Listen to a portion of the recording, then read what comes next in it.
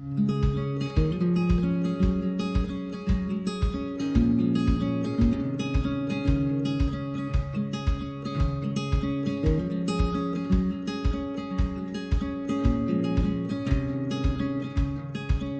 días, hermanos. Dios les bendiga. Dios les bendiga más. Un saludo a los hermanos que están en sus hogares también, ¿verdad? Que nos están viendo por las redes sociales. Reciban un saludo afectuoso de parte de la Iglesia Bautista Oasis de Amor y de su pastor.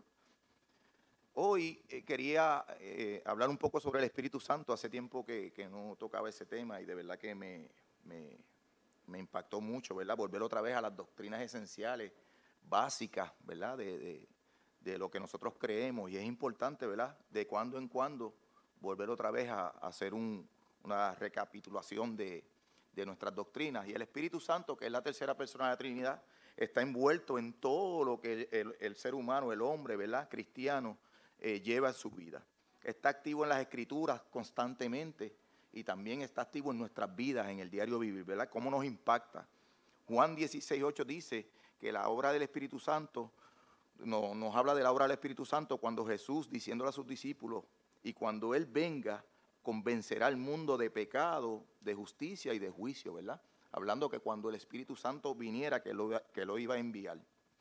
De pecado porque no creen en mí, de justicia porque yo voy al Padre y no me veréis más, y de juicio porque el príncipe de este mundo ha sido juzgado. El Espíritu Santo inspiró la palabra de Dios. Toda escritura es inspirada por Dios y es útil para enseñar, para reprender, para corregir, para instruir en justicia, a fin de que el hombre de Dios sea perfecto, equipado para toda buena obra. El Espíritu Santo nos ilumina lo que está revelado en las Escrituras, ¿verdad? Y cuando habla de iluminar, no es que nos da una revelación nueva, nos da la revelación que está en la Escritura, ¿verdad? Con un mejor entendimiento. Nos ayuda a entender la Biblia, a darnos convicción de la verdad de la Biblia y a aplicar esa verdad a nuestras vidas. El poder de convicción del Espíritu Santo, ¿verdad? Y ahí es para salvación, ¿verdad? Abre nuestros ojos a nuestro pecado y abre nuestros corazones para recibir la gracia, como lo dice en Efesios, ¿verdad? Por gracia sois salvos por medio de la fe y no por medio de nosotros, ¿verdad? Es un don de Dios, es un don de Dios que Dios nos da. Y cuando habla de la convicción también, nadie puede venir a mí si no lo trae el Padre, y eso lo dice Jesús, ¿verdad? Que me envió, y parte de ese traer es la convicción de pecado en el hombre, que trae al hombre a Jesús, ¿verdad? A los pies del Señor. Testifica, cuando venga el Consolador, a quien yo enviaré del Padre, es decir, el Espíritu de verdad que procede del Padre, Él dará testimonio de mí. Eso lo encontramos en Juan. Pastorea, tened cuidado de vosotros y de toda la grey, en medio de la cual el Espíritu Santo os ha hecho obispo para pastorear la iglesia. Guía, el Espíritu Santo también nos guía, ¿verdad? Pero cuando Él, el Espíritu de verdad, venga, os guiará a toda la verdad, porque no hablará por su propia cuenta. Porque todos los que son guiados por el Espíritu de Dios, los tales son hijos de Dios, ¿verdad? Como dicen Romanos. Pero si son guiados por el Espíritu, no están bajo la ley, y eso lo dice en Gálatas también. Nos regenera.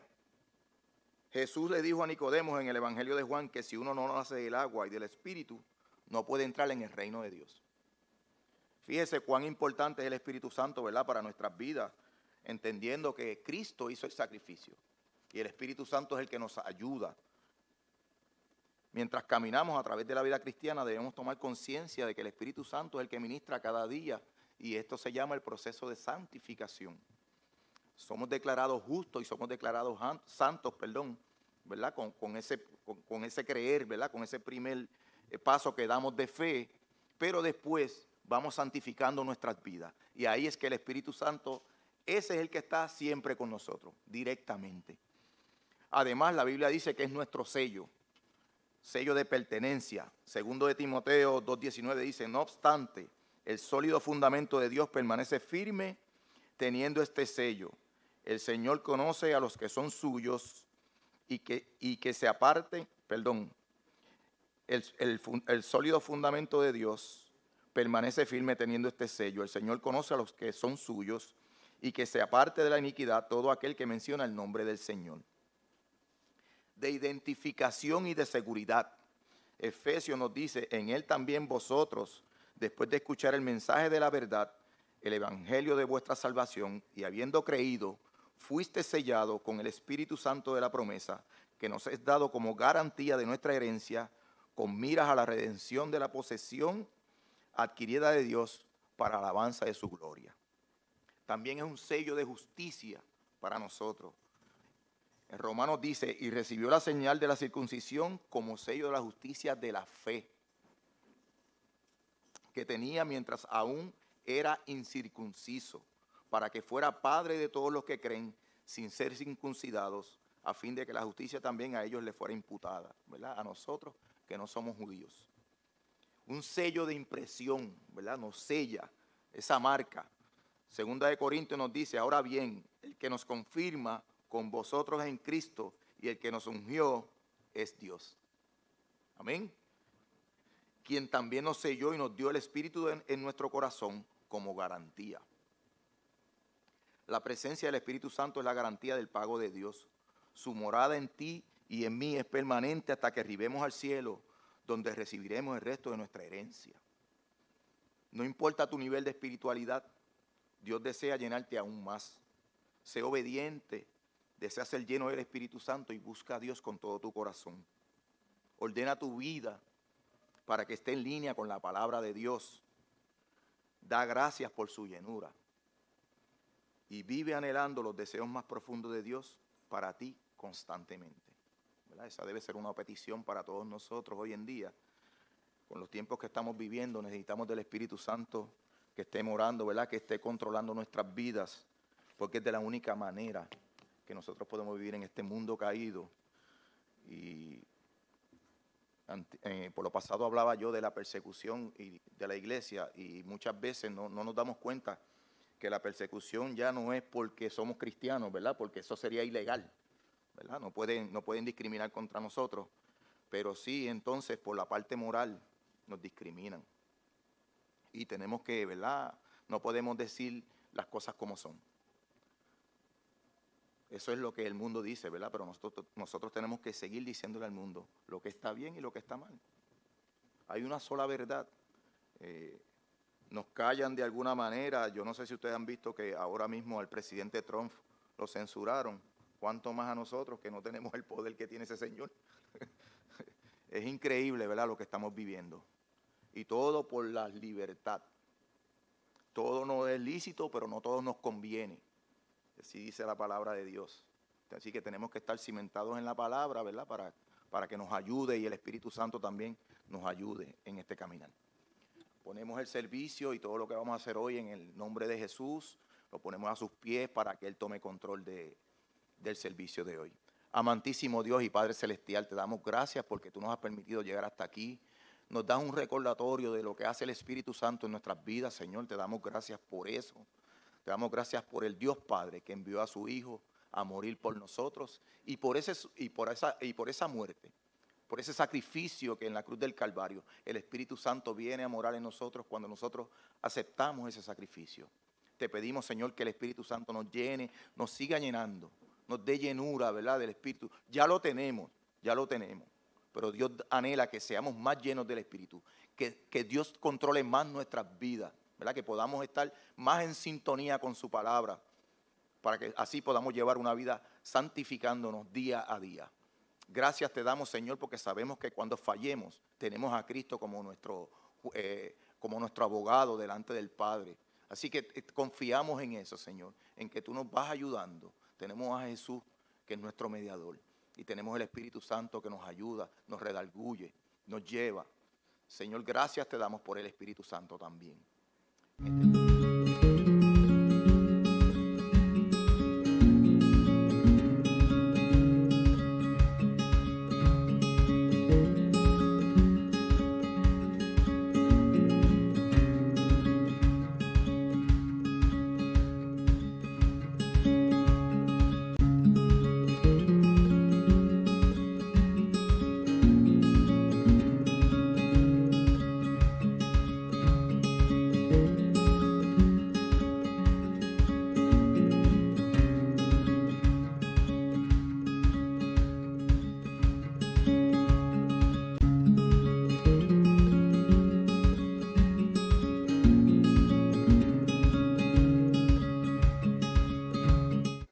días, hermanos. Dios les bendiga.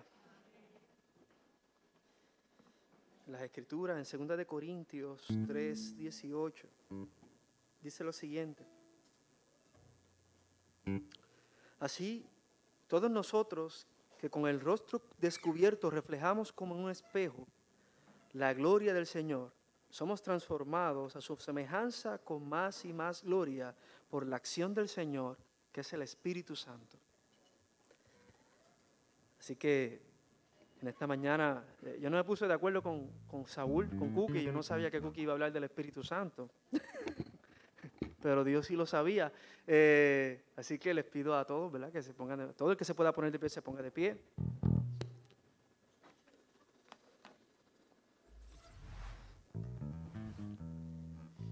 Y quería, ¿verdad?, antes de hablar, antes de comenzar, quería exhortarlos a algo.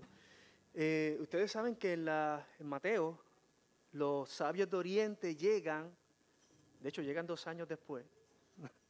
Muchas películas los ponen que llegaron al pesebre en ese momento, pero realmente llegan 2 años después de que nace el Mesías. Y ellos le ofrecen o le traen regalos al Mesías, ¿verdad? Porque ellos reconocen que quien nació es Dios. Pues en esta mañana nosotros durante prácticamente toda la semana siempre estamos pidiendo algo a Dios, ¿verdad que sí?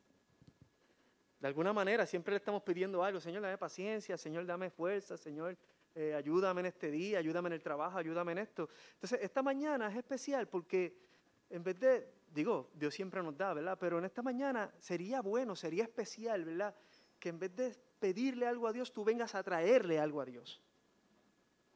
¿Verdad? Porque siempre estamos esperando bendición. Siempre estamos esperando algo de Dios.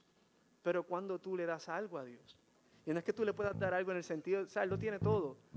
Pero si cuando usted lee las Escrituras, usted se da cuenta que Jesús dice que Dios es espíritu y el que lo adora en espíritu y en verdad, es necesario que lo adore, porque esos son los adoradores que Dios busca. Así que Dios está buscando, ¿verdad?, adoradores que lo adoren en espíritu y en verdad. Y en esta mañana,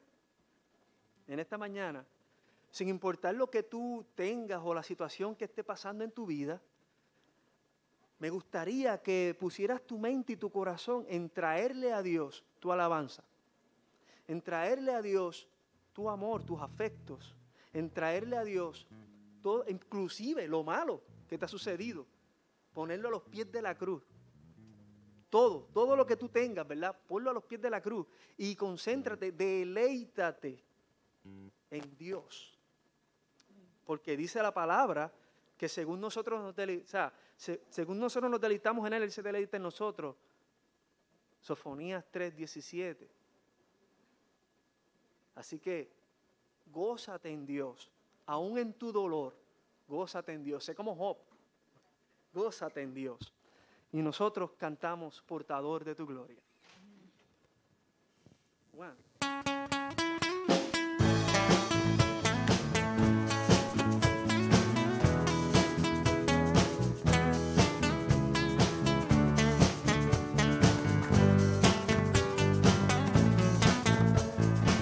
Los cielos cuentan tu gloria, Señor, y el firmamento anuncia tus obras.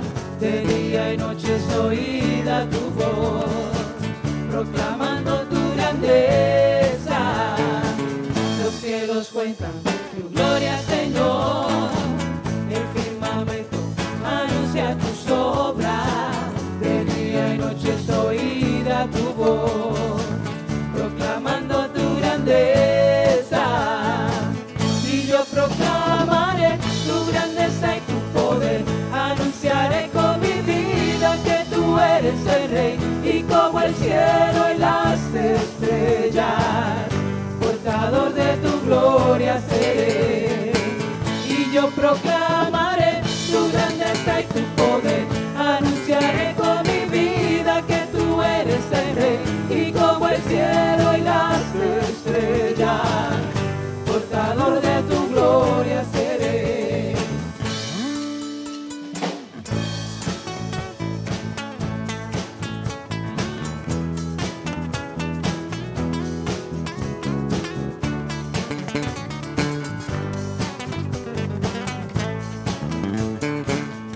cielos cuentan tu gloria, Señor.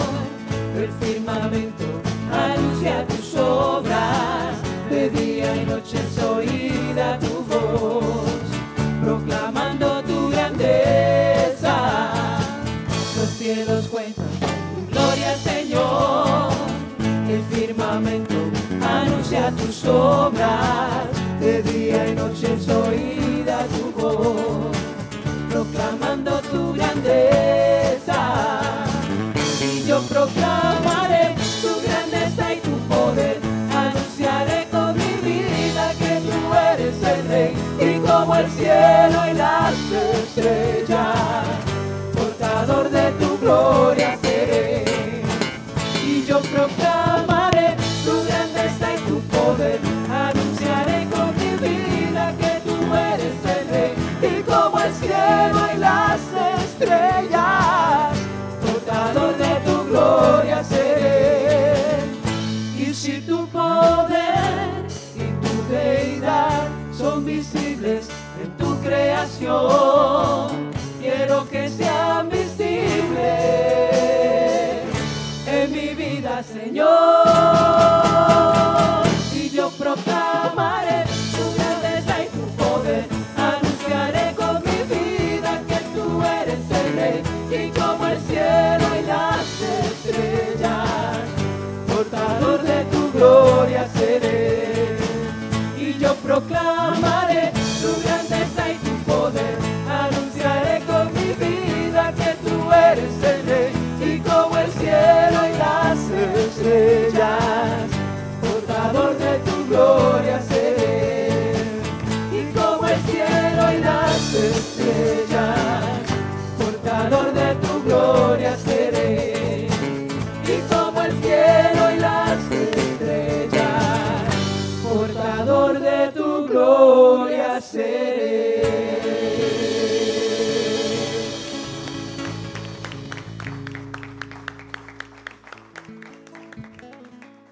Déselo con fuerza al Señor, denle un aplauso fuerte.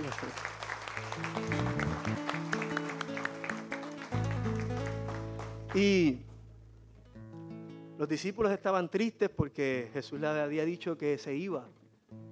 Ellos estaban tristes, ¿verdad? Y Jesús le dice, no se pongan tristes porque es necesario que yo me vaya, porque si yo me voy, le rogará al Padre y el Padre le enviará a alguien que es igual que yo. Y ese alguien que es igual que yo es el Espíritu Santo. Y Él los llevará a toda verdad y los ayudará. ¿Verdad que sí? Levante la mano todos aquellos que han sido ayudados por el Espíritu Santo. Amén. Gloria a Dios. Y dice que, ¿verdad? Nosotros, esa es la ayuda que tenemos. Y a todos los que han creído, a todos los que han dicho en su corazón que reciben a Jesús como su Señor y Salvador, el Espíritu Santo viene a morar en ellos. Y lo interesante es que no puedes tú poner todo el agua que hay en el océano en una sola, en un rotito, ¿verdad? Pero el misterio es que toda esa plenitud de Dios cabe en ti, en tu corazón. Así que cantamos Espíritu Santo.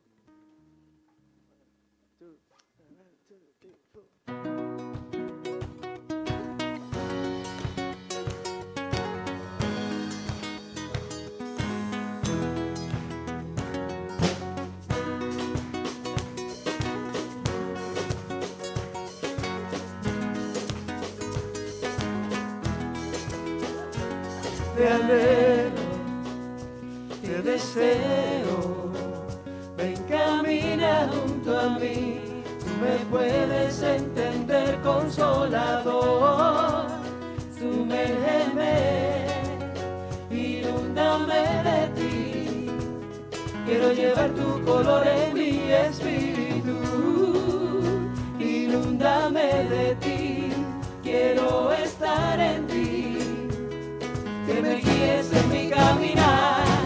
Gracias por estar aquí, por estar en mí, sosteniéndome, ayudándome, consolador, ayudador. Gracias por estar aquí, por estar en mí, sosteniéndome, ayudándome,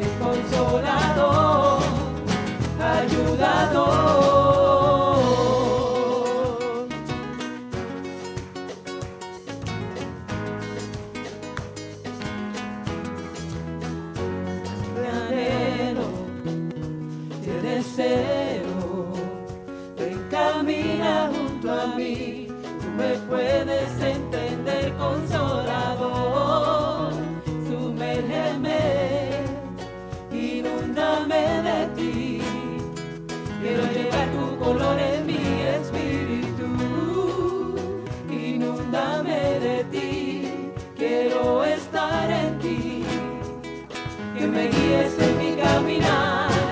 Gracias por estar aquí, por estar en mí, sosteniéndome, ayudándome, consolador, ayudador. Gracias por estar aquí, por estar en mí, sosteniéndome, ayudándome, consolador, ayudador. Gracias por estar aquí, por estar en mí, sosteniéndome, ayudándome, consolador, ayudador. Gracias por estar aquí, por estar en mí, sosteniéndome, ayudándome, consolador, ayudador.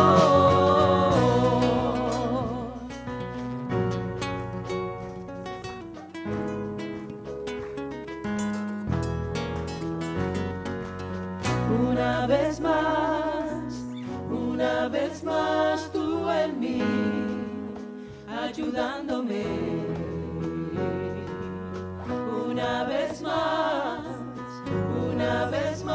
tú en mí, ayudándome.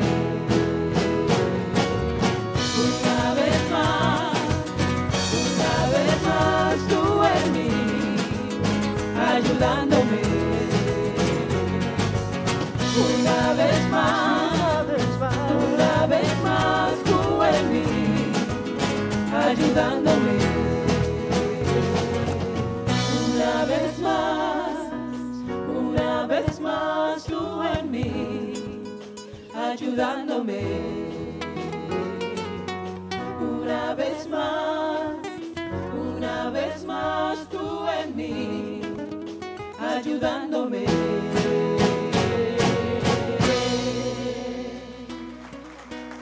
Una vez más.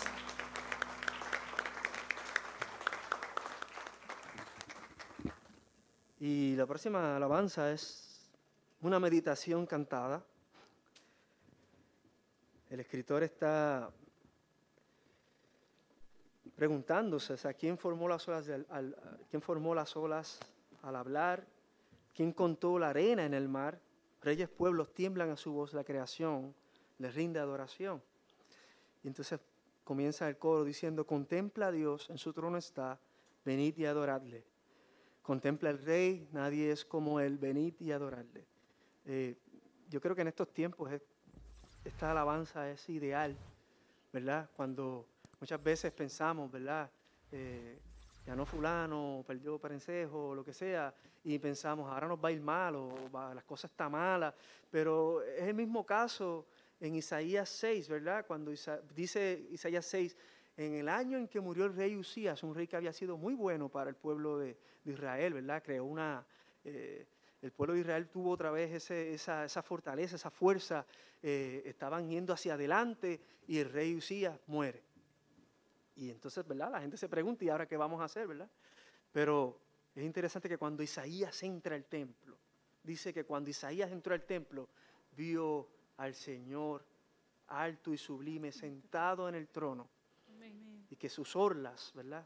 Que su bata o lo que sea, falda llenaba el templo, que significa, ¿verdad? Su majestuosidad, su grandeza, su dominio. Así que no importa lo que esté sucediendo, nosotros sabemos que Él está en el trono sentado. Amén. Así que alabe a Dios sin reproche, sin guardarse nada, porque realmente Él no ha dejado de reinar. Él sigue reinando.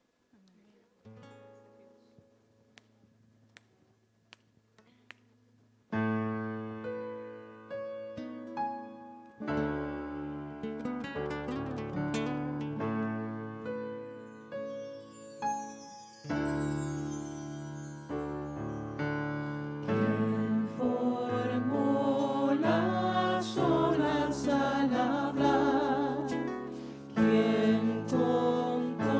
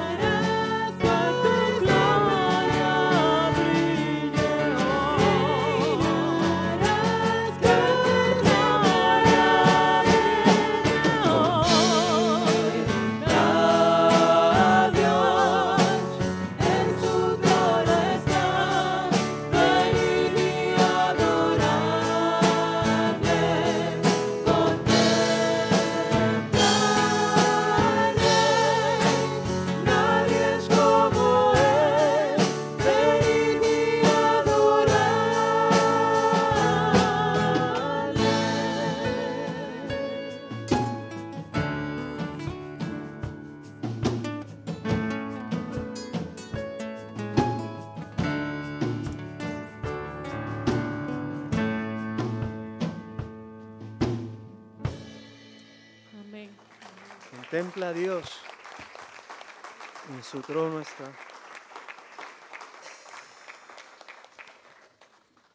Y la próxima alabanza es nueva, por lo menos para nosotros. Esto a mí me sorprendió porque, nada, no era la canción que íbamos a tener para el día de hoy, pero los muchachos la iban a montar, los jóvenes, y a mí me gustó mucho. Y decidimos montarla el jueves y tocarla hoy. Se titula Dios Incomparable. Y lo que me gusta es que es como si el autor, ¿verdad? Igual que muchos de los salmos, el autor comienza a recordar los beneficios que tiene en Dios, como el Salmo 103. Alaba alma mía el Señor, ¿verdad? Bendiga a mi ser todo su santo nombre. Él es el que perdona tus iniquidades, el que sana todas tus dolencias, el que libra, ¿verdad?, de tu vida de hoyo. Y comienza diciendo, ¿verdad? Dios de mi corazón, en ti hallé o me encontré mi salvación. Tu gloria y majestad quiero siempre contemplar. Tú eres mi adoración y mi eterna canción. Todo mi interior es cautivado por tu amor. Y el coro dice, eres Dios eterno, solo tú eres bueno. Dios incomparable eres tú. Nunca me separaré de tu gran amor. Eres mi Señor y mi Salvador. Para alguien que es creyente, esto es una confesión, ¿verdad?, de quién es Dios en su vida.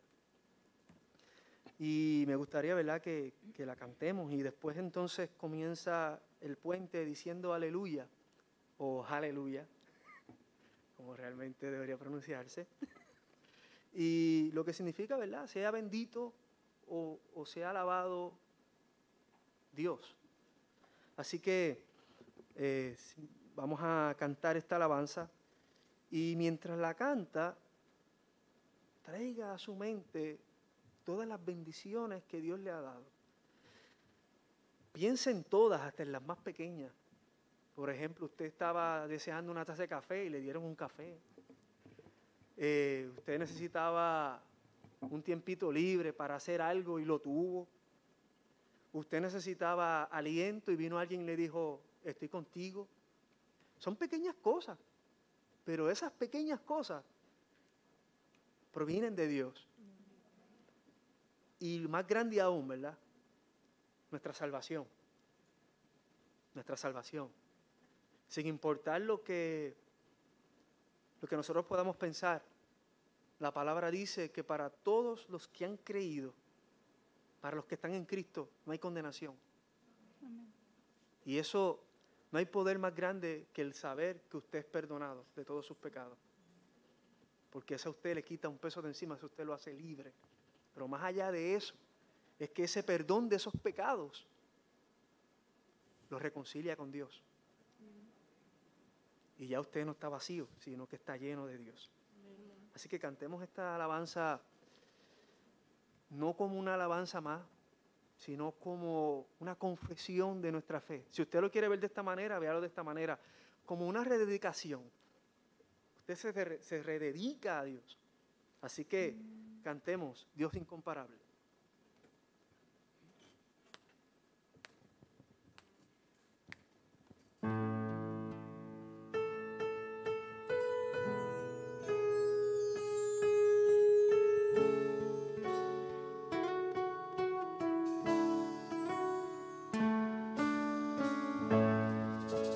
Dios de mi corazón,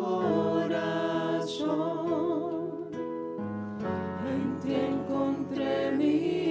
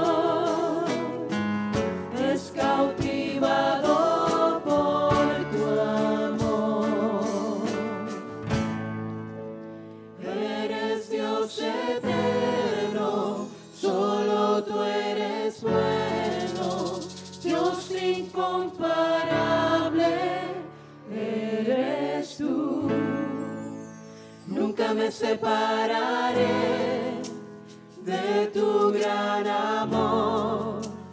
Eres mi Señor, mi Salvador.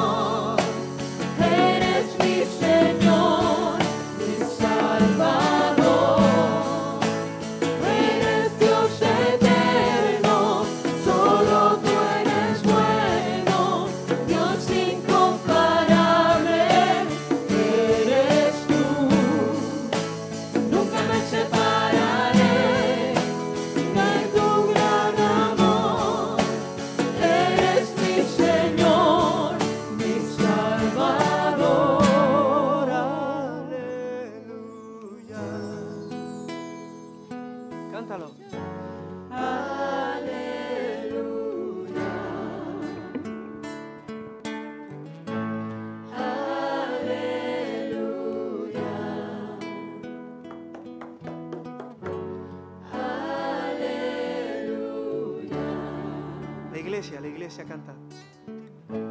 Eres Dios. Aleluya. Aleluya.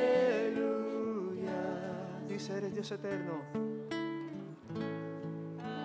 Aleluya. Eres Dios eterno.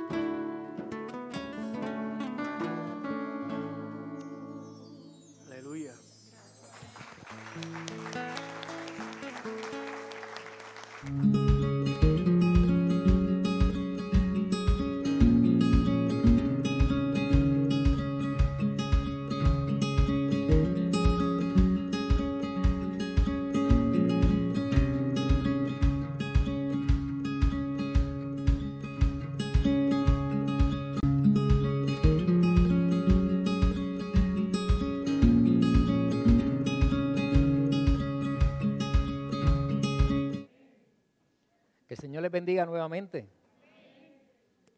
Qué bueno es adorar a Dios, ¿verdad? Uno como que no, es que se desconecta, ¿verdad? Se desconecta de todos los problemas, de todas las preocupaciones que uno pueda tener durante la semana. Inclusive los problemas y las preocupaciones que le vienen a uno cuando uno se levanta el domingo para adorar al Señor. Porque o es a mí nada más que los domingos surgen situaciones para que uno desista de no venir a adorar a Dios. O a mí me pasa nada más, o a alguien de aquí le pasa también. El enemigo de la alma sabe que el domingo nosotros lo separamos para adorar el dulce nombre del Señor y hace cualquier cosa para desistir y que nosotros no lleguemos a donde nos reunimos los santos a adorar el dulce nombre del Señor. Hoy vamos a hablar un poquito sobre ese Dios bueno, ese Dios eterno, ese Dios que por la sangre de Él fuimos redimidos. Y vamos a leer Isaías 53. Pero lo que vamos a hacer hoy es que lo vamos a leer desde el versículo 13, desde el capítulo 52 en adelante y todo el capítulo 53. Así que imagínense, gracias a Dios que ese reloj no funciona. Imagínense todo lo que yo voy a leer, así que todo lo que vamos a estar sentados hoy aquí. No, es broma, es broma. Isaías 52, versículo 53 en adelante y todo el capítulo 53. Y en lo que ustedes lo buscan, algunos biblistas dicen que este capítulo 53 debió haber empezado en el versículo 13 del capítulo 52 porque existe una unidad de pensamiento que lo une sobre el sufrimiento de nuestro Señor Jesucristo. Desde ese versículo 13 del 52 hasta el 53 completo. Los biblistas dicen, yo de eso casi no sé, pero esos que se dedican a enumerar y a ponerle capítulos a la Biblia, porque la Biblia en su principio, en sus manuscritos originales, no tenía capítulos ni tenía versículos. Los biblistas se dieron a la tarea de ponerle capítulos y versículos para que usted y yo pudiéramos encontrar a dónde vamos a leer. Y me gustaría que prestaran atención a los datos interesantes que nos da Isaías en estos capítulos 700 años antes que pasara esta profecía. No 700 días, ni 7 días, ni 70 años, 700 años antes el profeta Isaías está hablando. Y estos capítulos de Isaías que vamos a leer tienden a ser un poco gráficos. Y pudiéramos decir que si uno lo plasma en una pantalla, pudieran ser un poco fuertes, ¿verdad? Quizás con un contenido en base a lo que está escrito, si lo pudiéramos plasmar en una pantalla chica de televisión. Pero nos dan la oportunidad de poder imaginarlo, lo que Isaías está describiendo, lo que Isaías está viendo en esa profecía, en esos momentos. Así que ya tienen el capítulo 52 de Isaías, versículo 13. Voy a leer hoy para los amigos que siguen en nuestras redes digitales, en la Nueva Biblia Latinoamericana. ¿Y por qué? Porque quizás me gusta cómo lo expresa mejor, ¿verdad? Esta Biblia. Isaías 52, versículo 13 y el capítulo 53 entero. Oramos para que el Señor bendiga en esta mañana nuestros corazones por medio de su palabra. Te damos gracias, Señor, en esta mañana por esta bendición que tú nos das de estar aquí adorando y glorificando el dulce nombre del Señor. Qué bueno es adorarte. Qué bueno es glorificar tu nombre, Señor. Gracias por esa oportunidad que nos da libremente de adorarte y glorificarte. Te pido en esta mañana que tú te glorifiques por medio de tu palabra y que sea únicamente y exclusivamente tu palabra la que hable a nuestros corazones, Señor. En el nombre poderoso de Jesús. Amén. Y dice así: en el nombre del Dios que es Padre, en el nombre del Dios que es Hijo y Espíritu Santo. Oigan esto: mi siervo prosperará, será enaltecido levantado y en gran manera exaltado, de la manera que muchos se asombraron de ti, pueblo mío. Así fue destruida su apariencia más que la de cualquier hombre, su aspecto más que el de los hijos de los hombres. Ciertamente Él asombrará a muchas naciones. Los reyes cerrarán la boca ante Él, porque lo que no le habían contado verán, y lo que no habían oído entenderán. El capítulo 53. ¿Quién ha creído a nuestro mensaje? ¿A quién se ha revelado el brazo del Señor? Creció delante de Él como renuevo tierno, como raíz de tierra seca. No tiene aspecto hermoso ni majestad para que lo miremos, ni apariencia para que lo deseemos. Fue despreciado y desechado de los hombres, varón de dolores y experimentado en aflicción. Y como uno de quien los hombres esconden su rostro, fue despreciado y no estimado. Ciertamente Él llevó nuestras enfermedades y cargó con nuestros dolores. Con todo, nosotros lo tuvimos por azotado, por herido de Dios y afligido.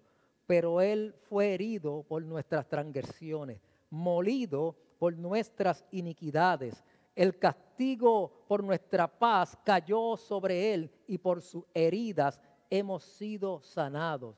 Todos nosotros nos descarriamos como ovejas, nos apartamos cada cual por su camino, pero el Señor hizo que cayera sobre Él la iniquidad de todos nosotros. Fue oprimido y afligido, pero no abrió su boca. Como cordero que es llevado al matadero, y como oveja que ante sus trasquiladores permanece muda, Él no abrió su boca. Por opresión y juicio fue quitado. Y en cuanto a su generación, ¿quién tuvo en cuenta que Él fuera cortado de la tierra de los vivientes por las transgresiones de mi pueblo? ¿A quién correspondía la herida? Se dispuso con los impíos su sepultura, pero con el rico fue en su muerte. Aunque no había hecho violencia, ni había engaño en su boca. Pero quiso el Señor quebrantarlo, sometiéndolo a padecimiento. Cuando Él se entregue a sí mismo como ofrenda de expiación, verán a su descendencia. Debido a la angustia de su alma, Él lo verá y quedará satisfecho. Por su conocimiento, el justo, mi siervo, justificará a muchos y cargará las iniquidades de ellos. Por tanto, yo les daré parte con los grandes, y con los fuertes repartirá despojo, porque derramó su alma hasta la muerte, y con los transgresores fue contado. Llevó el pecado de muchos e intercedió por los transgresores. Yo no sé si usted pudo entender poco a poco todos los sufrimientos o el sufrimiento que había en estos dos capítulos. Cómo el profeta está viendo, ¿verdad?, o está profetizando todo esto que le iba a pasar al Mesías, a Jesucristo, en un momento dado, 700 años después que él lo dijera.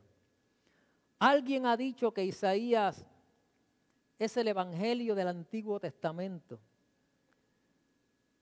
Y en ese comentario hay algo de lógica, porque la primera parte del libro de Isaías es muy parecida al Antiguo Testamento, a los juicios de Dios, a los tratos de Dios con un pueblo rebelde. Pero la segunda parte del libro de Isaías, que comienza desde el capítulo 40, se habla más de consolación, se habla más del trato, ¿verdad?, que Dios tiene con su iglesia. Y en este capítulo está esta sección que hemos leído, esta sección de consolación. Pero hay algo aquí, hermanos, que nos debe llamar mucho la atención, y es que nos habla de consolación. pero nos habla de consolación lleno de un intenso sufrimiento. Y en nuestra mente humana como que hay una dicotomía, como que una cosa no va con la otra, porque ¿cómo podemos dar consolación cuando hay un intenso sufrimiento? ¿De qué tipo de consolación se está hablando? No es una consolación para nuestro Señor Jesús al principio. Al principio de lo que estamos leyendo no habla de consolación para Él, pero sí para nosotros. Siempre se está hablando de consolación. Si vemos en el pasaje, se comienza con un anuncio de victoria y un anuncio de triunfo y termina con otro anuncio de victoria y con otro anuncio de triunfo. Pero qué interesante es que este primer anuncio está basado en el último anuncio. Y miren el versículo 13. Oigan esto, mi siervo prosperará, será enaltecido, levantado y en gran manera exaltado. Se está hablando de nuestro Señor Jesucristo, hermano. Pero, ¿cuándo Él será triunfante? ¿Cuándo Él será enaltecido? ¿Cuándo Él será exaltado? Si entró a este mundo en un pesebre. Si no los padres tuvieron que buscar posada porque en ningún lado quería que María diera luz. ¿Cómo Él será triunfante, enaltecido y exaltado si sufrió en pobreza, si sufrió persecución, si sufrió en maltrato y en maltrato hasta la muerte y hasta la muerte más vil que es la muerte de cruz? ¿Cuándo es que será esto? Pues esto será al final y lo vamos a entender. En este capítulo de Isaías comienza en Dios como su revelación. Dios es el que está comunicando lo que va a suceder y Dios es también quien anuncia el triunfo. Pero el final es un final de victoria, el principio es un principio de victoria y el final sigue siendo un final de triunfo, aunque en el medio haya sufrimiento. Pero tenemos que entender, hermano, que ese triunfo y esa victoria no es consumado aquí en la tierra, es consumado en la eternidad. Comienza aquí, pero será consumado en la eternidad. En Hebreos 11 hay muchos galardonadores de la fe, héroes de la fe, que consumaron su felicidad allá en el cielo. Y esto nos lleva a hacer una afirmación. Y la afirmación es que la victoria que Cristo le da a su pueblo, aunque comienza aquí y ya somos eternamente salvos, no es consumada aquí. Será consumada en la eternidad. Y esto hay que dejarlo claro, hermano, porque muchos pueden pensar, y ustedes han visto la teología de la prosperidad. Hay que dejarlo claro porque hay muchos hijos de Dios que ahora mismo están sufriendo persecución y seguirán sufriendo persecución. Muchos hijos e hijas de Dios, inclusive hasta la muerte, pero encontrarán su victoria consumada en la eternidad. Vamos a mirar los sufrimientos de nuestro Señor Jesús y que sea el mismo Señor o el mismo Espíritu Santo que nos ayude para poder admirar este sufrimiento. Pastor, admirarlo, sí, admirar este sufrimiento. Que sea el mismo Espíritu Santo que nos ayude a entender lo que Él hizo y que nos prepare para comprender bien su sacrificio. Muchas veces hablamos, y cuando digo que hablamos es sin internalizarlo, sin darnos cuenta qué es lo que estamos hablando. Porque yo estoy seguro que cada uno de nosotros sabe que Jesús sufrió. Yo estoy seguro que cada uno de nosotros sabe que Jesús vino a esta tierra con un propósito y fue el morir por cada uno de nosotros.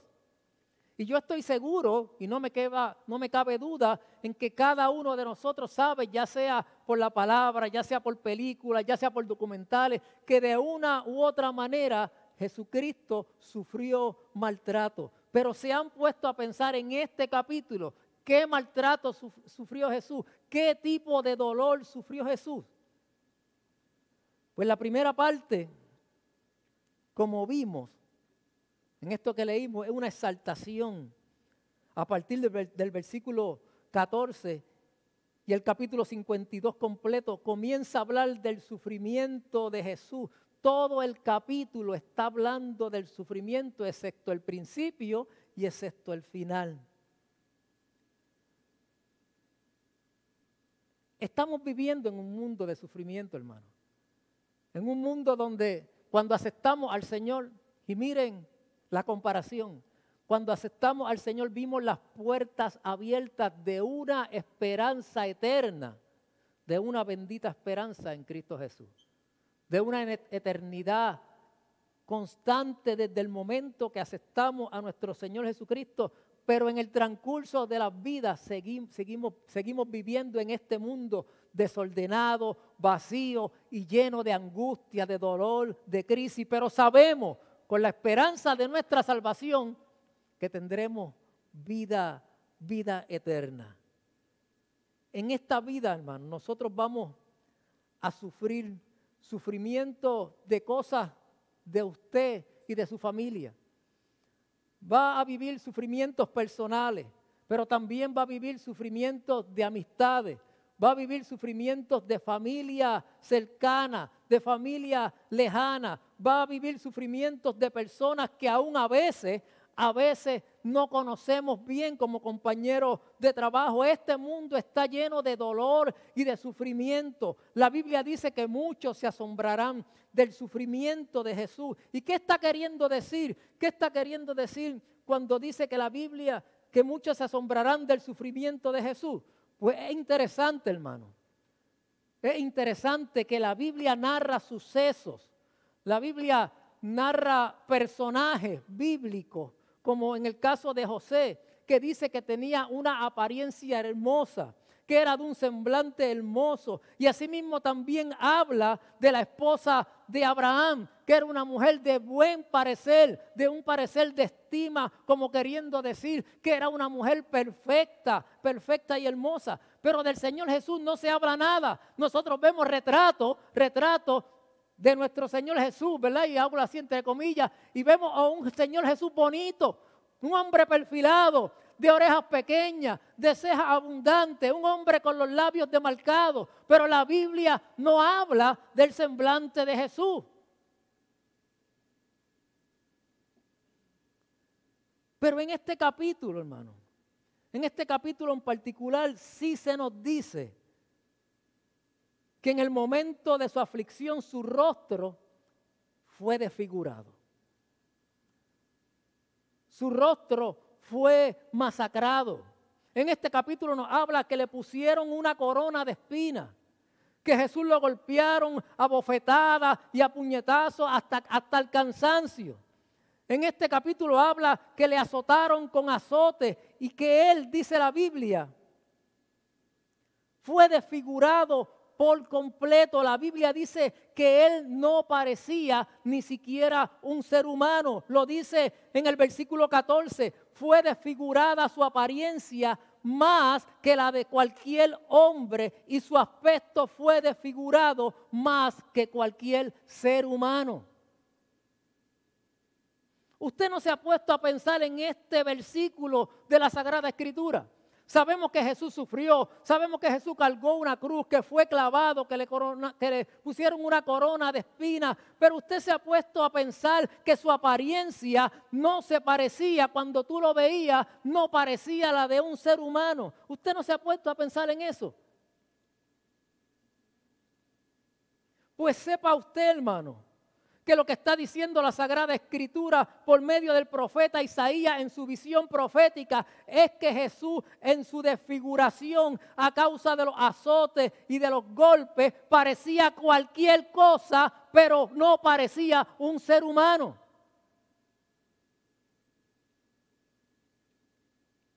Usted ha escuchado noticias cuando van a identificar un cadáver, ya sea porque está quemado o baleado, que es imposible reconocerlo. El profeta Isaías está mencionando aquí que él parecía cualquier cosa, pero no parecía un hombre. Era para verlo y sentir horror de lo que tú estás viendo. Ustedes no han visto alguna escena de cuando hay algún accidente de tránsito, alguna persona golpeada que uno vira el semblante por no ver lo que está pasando ahí. Eso es lo que está diciendo el profeta. Había que sentir horror por cómo él estaba presenciado, por cómo él estaba desfigurado. No tanto su cara, sino su cuerpo. Por eso es que el versículo está diciendo que asombrará a muchas naciones. Ahora imagínense, presentando a un hombre totalmente desfigurado, que su apariencia es de cualquier cosa menos la de un ser humano, presentándola y diciendo: este hombre es el Salvador del mundo. Nadie le iba a creer. Nadie iba a creer en él, hermano. Los salvadores son gente que son bien parecidas, o por lo menos eso nos han metido en la conciencia. Los salvadores son gente que son fuertes. Los salvadores son gente de buen semblante, lo que nosotros tenemos en nuestra psiquis y lo que mostraba la cultura de aquellos tiempos. Por eso este Salvador que estaba molido, desfigurado por nuestras aflicciones, no parecía un Salvador. Por eso es que es sorprendente que el malhechor de la cruz pudiera creer en un hombre que no parecía hombre y decirle: tú eres mi Salvador. Cuando Jesús resucitó a Lázaro, parecía un Salvador. Cuando Jesús caminó sobre las aguas y le dijo a Pedro: ven, parecía un Salvador. Cuando Jesús multiplicó los panes y los peces, parecía más Salvador todavía porque alimentó a miles. Cuando calmó el viento y la tempestad, Jesús parecía un Salvador, pero molido, desfigurado. Su semblante era para tener horror cuando uno lo miraba. No parecía un Salvador. Por eso el versículo 1 del capítulo 53 dice: ¿quién ha creído a nuestro anuncio? ¿Quién ha creído a nuestro anuncio con un Salvador desfigurado que no parece hombre? ¿Quién ha creído a nuestro mensaje? ¿A quién se le ha revelado el brazo del Señor? No hay parecer en él, no hay hermosura. Y además de esto, hermano, la Biblia dice que no tenía atractivo para que no le deseáramos. Me fascina la honestidad del texto y la honestidad de Isaías. Él no era deseable, dice Isaías. No era apetitoso a la vista. El versículo 3 dice: fue despreciado, fue desechado por los hombres, y él era varón de dolores, experimentado en sufrimiento. Este es un capítulo trágico, quizás para el que no conoce o no ha tenido una experiencia personal con Jesucristo. Porque dice: ¿cómo es posible que un hombre haya sufrido tanto y ese sea mi Salvador? Varón de dolores, experimentado en sufrimiento. Usted sabe que Jesús, aunque José era carpintero, él no era carpintero. ¿Cuál era la especialidad de José? La carpintería. ¿Y cuál era la especialidad según la Biblia de Jesús? El sufrimiento. Lo hizo ser experimentado, hermano, conocedor del sufrimiento. Esa era la especialidad de Jesús. Si yo le pregunto a cada uno de ustedes cuál es su especialidad, el que ha estudiado, rápido me va a decir: pues yo soy secretario, yo soy ingeniero, yo soy contador público, yo soy maestro, yo soy especialista en la conducta humana. Pero cuando Isaías anota en esa profecía la profesión del Salvador, era el sufrimiento. Cuando la Biblia dice, hermano, ¿Cuál era la especialidad de Jesús? Lo que está diciendo era que Él vino a sufrir cada una de nuestras consecuencias. Él vino a llevar en los hombros el dolor, la angustia, la crisis de cada uno de nosotros. Imagínese usted con esa carta de presentación. Pastor, ¿cuál es tu especialidad? El sufrimiento. Guave, ¿cuál es tu especialidad? El sufrimiento. Nadie te va a coger. Nadie te va a dar trabajo. Usted se imagina una persona en el trabajo constantemente quejándose de dolor, llorando por algún dolor físico en el cuerpo. Esa era la especialidad de Jesús. El sufrimiento, el dolor, y gloria a Dios, hermano. Gloria a Dios por eso, porque eso implica que Él puede compadecerse de cada uno de nosotros, de todo el que sufre cualquier tipo de situación y cualquier tipo de sufrimiento. Él fue menospreciado, escondimos de Él su rostro por la desfiguración, por cómo estaba formado. Era una llaga, dice la Escritura. Usted ha visto un golpe gigante. Amplifique ese golpe y ese era Jesús. Era una llaga completa, no era de apariencia humana.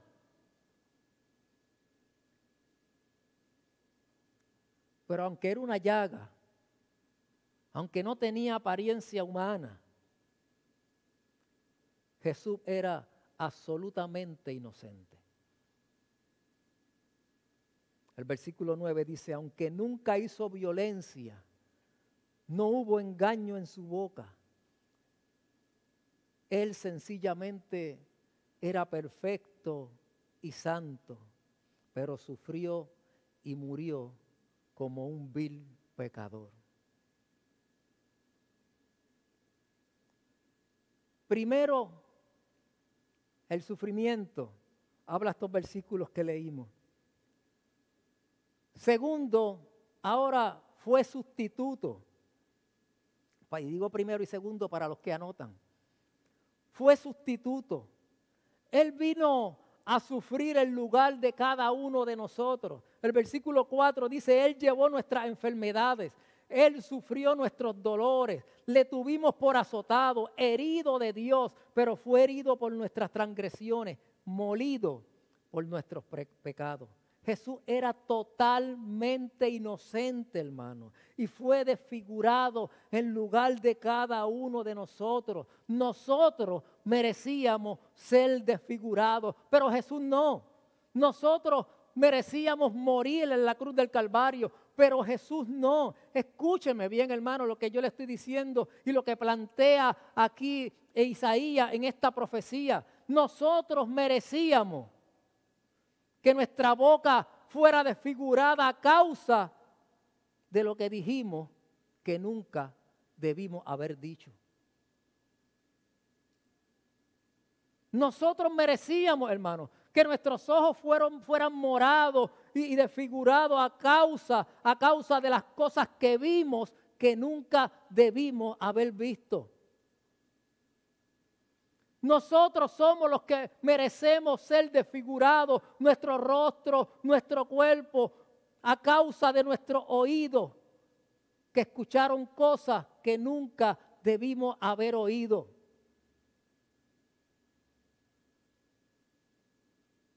Merecíamos que nuestras orejas fueran trastocadas y quizás hasta arrancadas por las cosas que oímos y debimos hacer algo y no lo hicimos. Merecíamos que nuestras manos fueran azotadas y atravesadas con clavos por las cosas que hemos tomado y hemos tocado que nunca debimos haber tocado ni tomado. Cada uno de nosotros, hermano, cada uno de nosotros merecíamos que nuestros pies fueran atravesados con clavos, porque nuestros pies nunca han ido a donde la Biblia dice que tenemos que ir a predicar el Evangelio. Que no nos quede duda, hermano, que no nos quede duda que tú y yo merecíamos ser desfigurados, Que no nos quede duda que tú y yo merecíamos ser clavados, cortados, latigados y crucificados a causa de lo que hemos hecho que nunca debimos haber hecho. Jesús era inocente.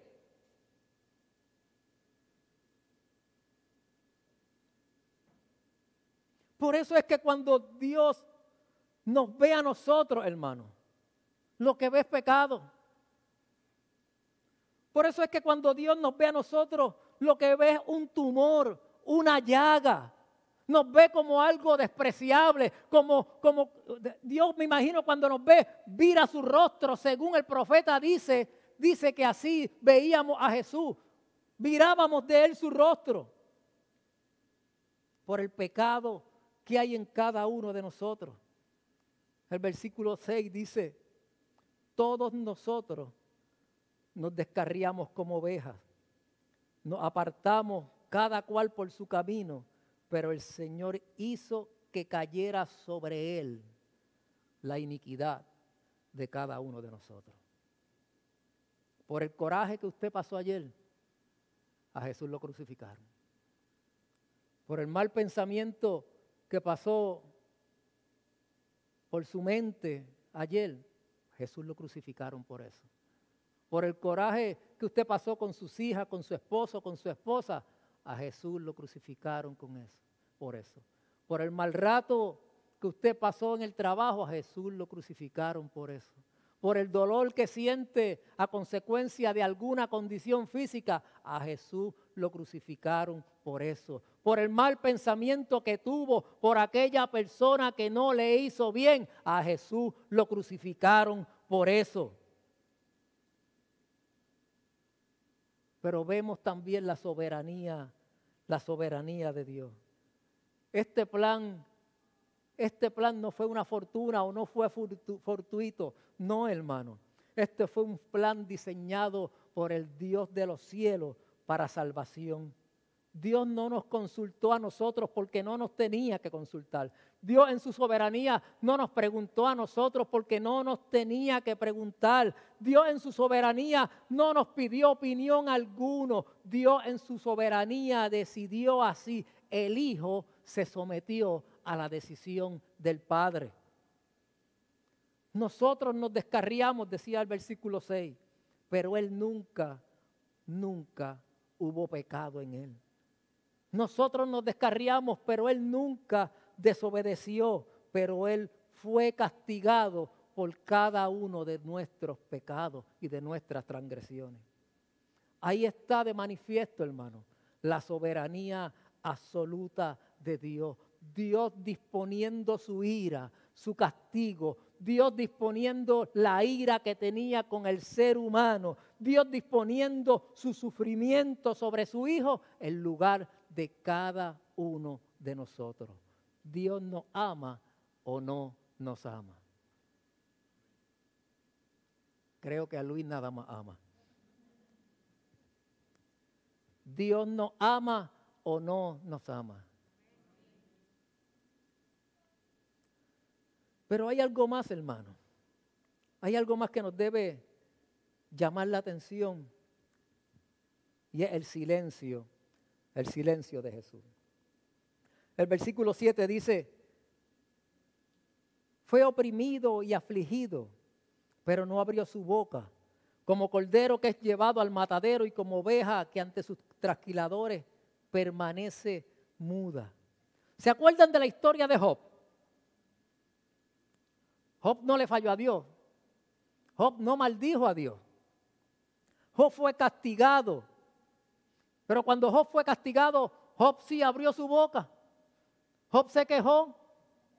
Job comenzó a decirle, ¿por qué me pasa esto a mí?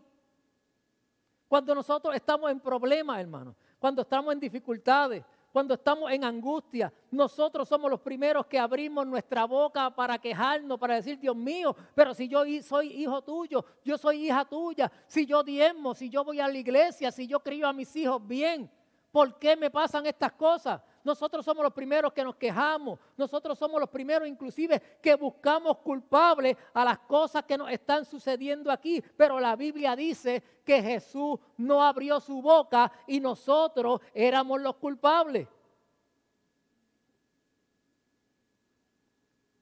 Y al no abrir su boca, hermano, el Hijo con su silencio vindicó la decisión del Padre soberano. Como queriendo decir, Dios, lo que tú estás haciendo aquí, papá, lo que tú estás haciendo aquí, está bien. Yo estoy sufriendo, pero yo me someto. Lo que tú estás haciendo aquí en tu soberanía es bueno, aunque yo estoy sufriendo. Lo que tú estás haciendo aquí con este castigo, con este maltrato, haciendo mi cuerpo una llaga, es bueno. Cuando fue condenado, la Biblia dice que no abrió su boca, hermano, y con su silencio asumió toda la culpa de cada uno de nosotros.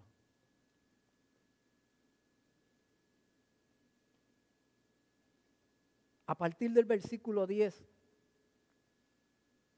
dice algo y con esto quisiera terminar. Dice el versículo 10. Pero quiso el Señor quebrantarlo, sometiéndolo a padecimiento. Esa es la soberana voluntad de Dios. Vemos la soberanía de Dios. Sometiéndolo a padecimiento. Cuando Él se entregue a sí mismo como ofrenda de expiación, verá a su descendencia, prolongará sus días y la voluntad del Señor en sus manos prosperará. Es maravilloso cómo la Biblia relata esto, hermano. Y es maravilloso cómo la Biblia pasa del tiempo presente a la gloria que vendrá, pero sin saltar un paso, sin omitir un paso. La Biblia lo hace de forma natural. Es como estar aquí en el presente y de un momento a otro segundo estar en el otro lado. El Señor Jesús pasó hacia la gloria y ahí Él verá todo el fruto de su aflicción, todo el bienestar de su dolor, de su angustia, de su desesperación. Y estará satisfecho, dice la Biblia, debido a la angustia de su alma, Él lo verá y quedará satisfecho, dice el versículo 11. ¿Qué es lo que significa esto? Pues hemos visto, número 1, el sufrimiento de Jesús siendo inocente. Hemos visto, número 2, que Él fue sustituto en nuestro lugar, que el Padre en su soberanía lo quiso condenar en lugar nuestro. Y número 3, ahora lo vemos en la gloria venidera, satisfecho con el fruto de su dolor, con el fruto de su angustia, con el fruto de su desesperación. En otras palabras, cuando Él ve a aquellos que han sido redimidos en la gloria venidera como consecuencia a todo el dolor que Él pasó,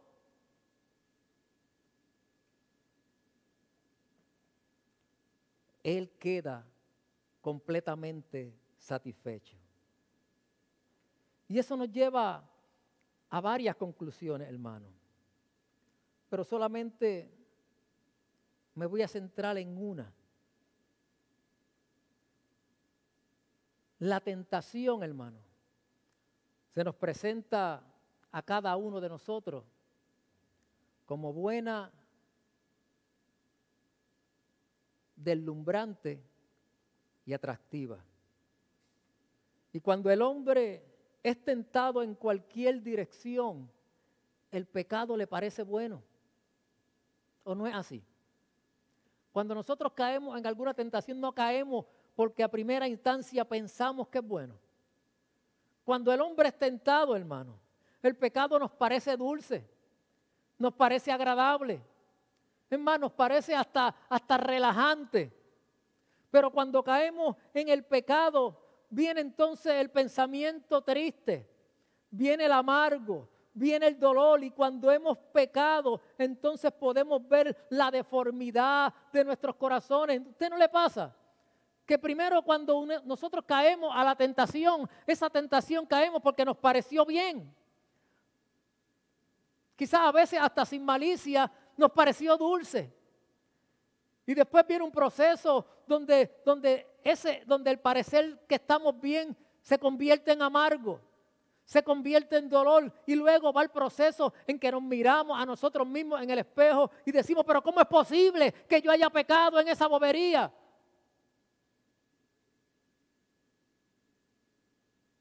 Cuando hemos pecado, entonces podemos ver la deformidad de nuestros corazones, hermanos. Cuando Dios, habiendo mostrado toda su gloria sobre nuestras vidas, todavía en nosotros se puede ver esa inclinación al pecado.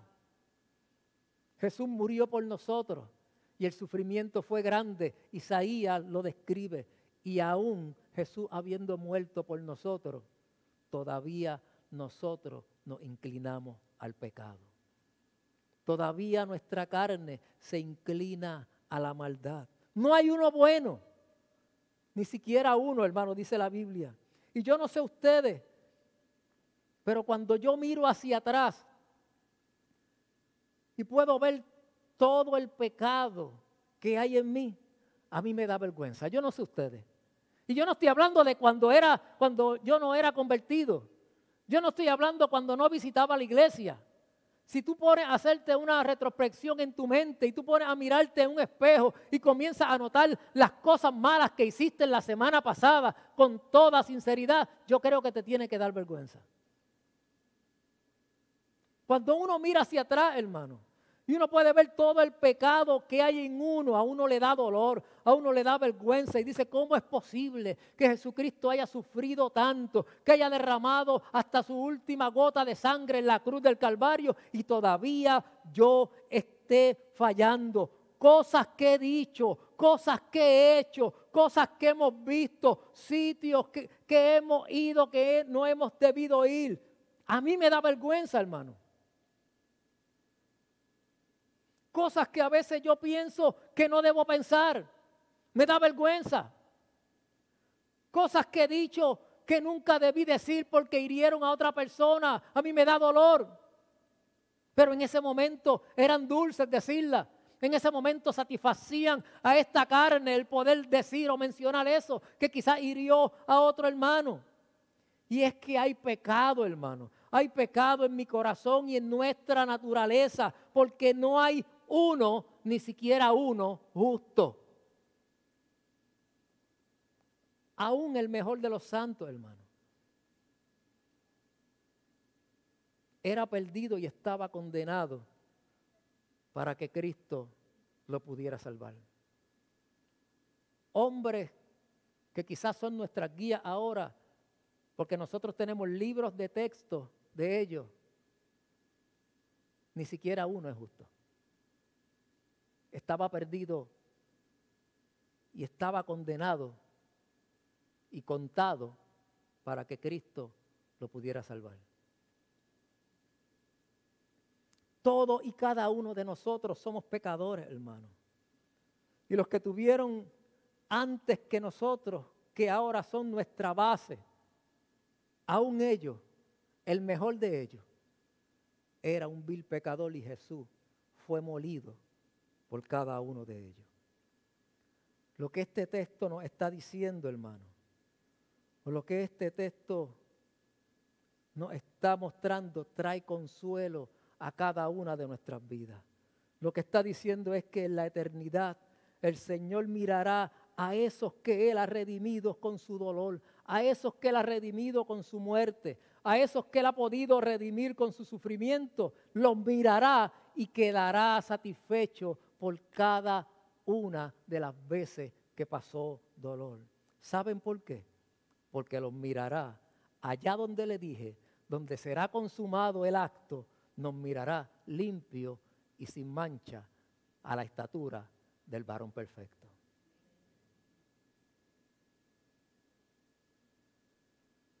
Pastor, ¿y ese pecado que ahora quizás me está atormentando? Y esa vocecita que yo tengo detrás del oído que cada rato me dice, esta cosa mala. Hazlo, si eso no es nada. Te arrodillas y pides perdón. Y ese pecado, pastor, que me atormenta y me ata. Dice la Biblia que allá Él se alegrará porque habremos llegado a la estatura del varón perfecto.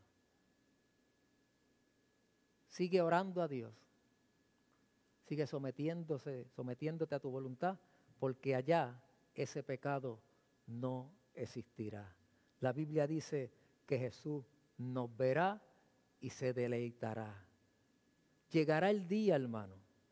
Llegará el día cuando estemos en la presencia de Dios, cuando te mire a ti y me mire a mi Dios, y Él se deleitará por ese sacrificio que Él ha hecho en la cruz del Calvario para que usted y yo tengamos salvación. Pero mientras estamos en este cuerpo pecador, tenemos que seguir recordando y tenemos que seguir meditando que seguimos necesitando la gracia porque la sangre de Cristo nos limpia de todo pecado. No podemos con nosotros mismos. No somos quien de llegar al cielo si no es por medio de nuestro Señor Jesucristo. Y cuando caemos en algún pecado, hermano, lloramos y nos lamentamos, pero vamos ante la cruz del Señor, nos sacudimos y nos levantamos porque sabemos que la sangre de Jesucristo nos limpia y nos redime de todo pecado. 700 años antes se dio esta profecía y nos lleva a una eternidad futura. Eso fue una realidad, hermano. Y la gloria venidera también será una realidad. Algún día pasaremos de este mundo al más allá. Algún día cerraremos nuestros ojos y lo abriremos en la presencia de Dios Padre y Él nos verá satisfechos, sin mancha y sin arruga. Esa es nuestra esperanza eterna. Por ese sacrificio, por esa cruz, hermano, por ese encuentro con el Cristo vivo, por ser seguidores de Cristo Jesús y llevar esas marcas de Cristo en nuestros cuerpos, es que cada uno de nosotros somos llamados cristianos. Y eso es fácil, lo que le estoy diciendo ahí. ¿Cómo te ve tu esposa a ti? ¿Cómo te ve tu esposo? ¿Cómo te ven tus vecinos? ¿Cómo te ven tus amistades? Si tus amistades te ven cristiano, pues eres cristiano. Si tu enemigo te ve cristiano, pues eres cristiano. Si tu esposa, si tu esposo te ve cristiano, pues eres cristiano.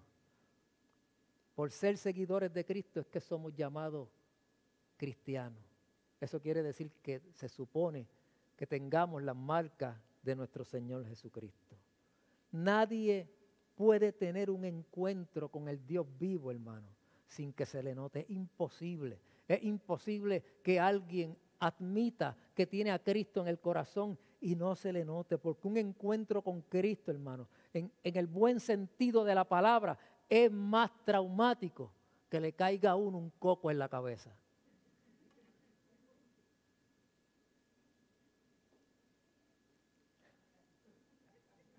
¿Por qué se ríen? Encontrarse, hermano, encontrarse con el Cristo resucitado es la experiencia más transformadora que existe para el ser humano.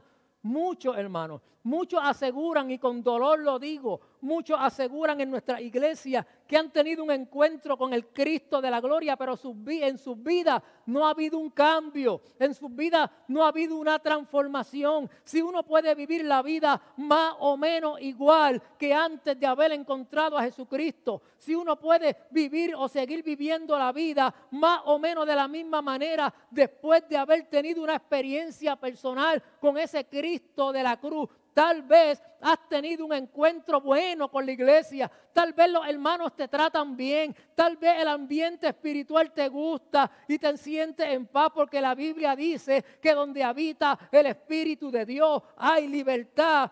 Tal vez te sientes bien con personas que te tratan bien dentro de la iglesia, te sientes inspirado, te sientes que te dan la mano, tal vez te sientes bien porque la doctrina te ha convencido, tal vez te sientes bien porque las enseñanzas bíblicas son correctas, pero si no ha habido una transformación transformación radical en tu vida, notable, te tengo que decir que no ha habido un encuentro personal con el Dios de los cielos. Cuando el Evangelio de Jesucristo llega con su poder a nuestras vidas, hermanos, nos transforma. No hay manera de que seamos los mismos. Nuestras vidas son desmontadas, hermanos. Se rompen como rompecabezas. El Evangelio de Jesucristo desmonta toda lo que nosotros éramos antes y nos hace nueva criatura, porque la Biblia dice que nosotros no vivimos, sino que Jesucristo vive en nosotros. Si nuestro mundo no ha sido desmontado a causa de esas llagas del Señor Jesucristo, si nuestro mundo no ha sido transformado a causa de ese rostro que era irreconocible, si nuestro mundo no ha sido transformado y nuestra experiencia no ha sido transformada a causa de eso que Isaías le llamaba una persona, pero sin parecido de persona, te tengo que decir en esta mañana que has tenido un encuentro con cualquier cosa, pero no con el Salvador que murió y resucitó al tercer día. Si todavía tu mundo te gobierna, de verdad que no has tenido un encuentro con el Cristo Salvador. El pecador que antes se deleitaba en el pecado, después que ha tenido un encuentro personal con el Dios de los cielos, comienza a amar con ansia la justicia, comienza a amar con ansia la sinceridad y comienza en él un deseo real, un deseo genuino de ser como el Señor que a él le sirve. Un cristiano no solamente quiere ir al cielo, hermano. Ese no es el fin del cristiano. O déjeme replantear la pregunta. Ese sí es el fin del cristiano. Pero un cristiano no solamente quiere ir al cielo, un cristiano también quiere parecerse al Cristo de la gloria. Porque si admiramos a Jesús, hermano, si nos deleitamos en Jesús, si anhelamos seguir sus pasos, si anhelamos seguir su enseñanza, un cristiano todos los días de nuestra vida se levanta solamente con un propósito, con anhelar parecerse al Dios que le sirve.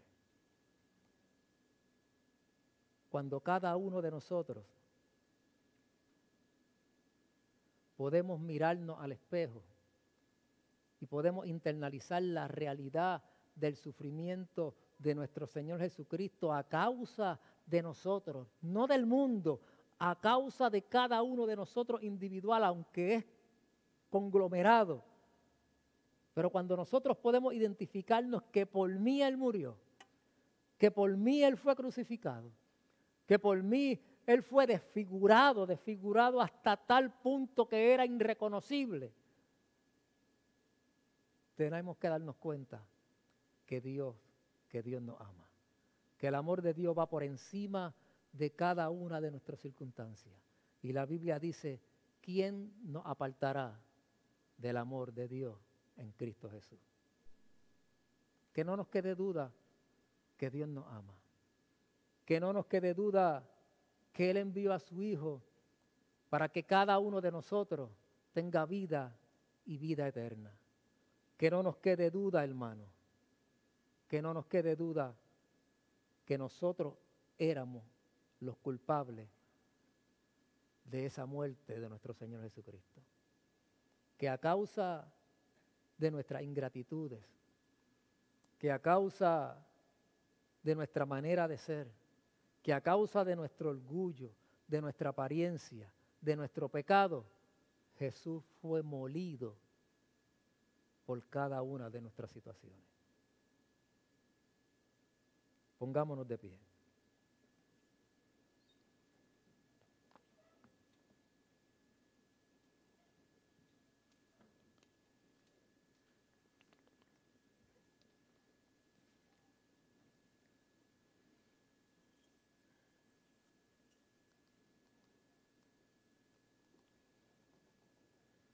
Isaías describe el sufrimiento de Jesús en un capítulo, a mi entender, mejor que cualquiera de los evangelistas. Cuando leemos uno y podemos leer los evangelios, podemos complementar el gran dolor que sufrió Dios por nosotros, viendo a su Hijo morir siendo inocente. ¿Quién de nosotros los padres hará ira sobre nuestros hijos a causa de otros? ¿Quién de nosotros los padres someterá a dolor a nuestros hijos a causa de otros? ¿Quién de nosotros, los que tenemos personas a cargo, someteremos a un ser amado a causa de violadores, de criminales, de personas que se pasan usando droga, violando niños, violando niñas?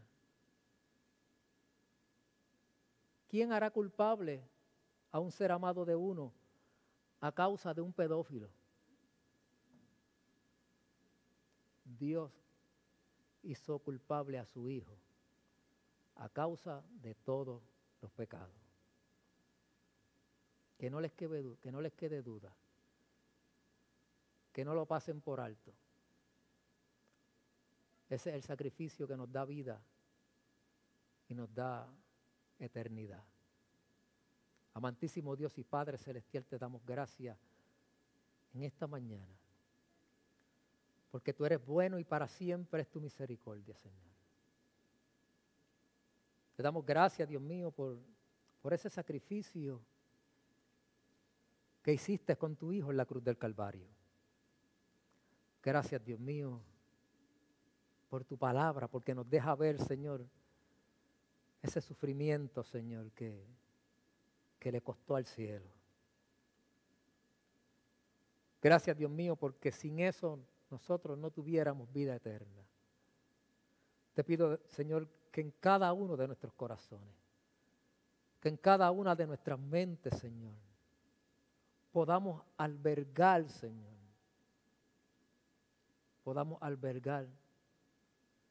ese amor eterno, Dios mío, que tú tienes por nosotros, que enviaste a tu Hijo, que nosotros podamos albergar ese mismo amor por aquella gente que no te conoce, Señor, por aquella gente que nos hace daño, por aquella gente que habla mal de nosotros, que podamos tener ese mismo amor por aquella gente, Señor, que busca la manera en que nosotros tropecemos para aplastarnos.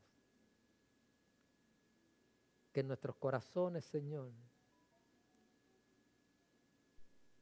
crezca el amor por cualquier alma que no te tenga, Señor. Si tú diste a tu Hijo, Señor, para que cada uno de nosotros tuviera vida eterna, ¿qué nos cuesta hablar de tu Hijo?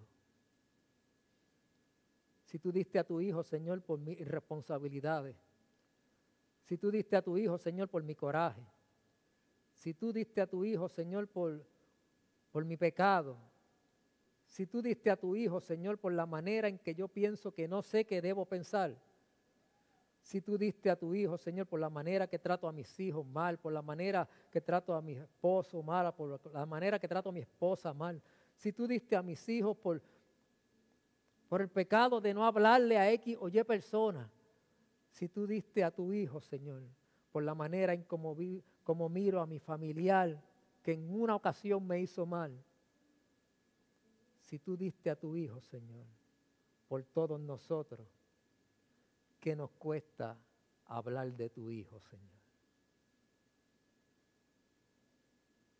Que podamos esparcir tu palabra, Señor.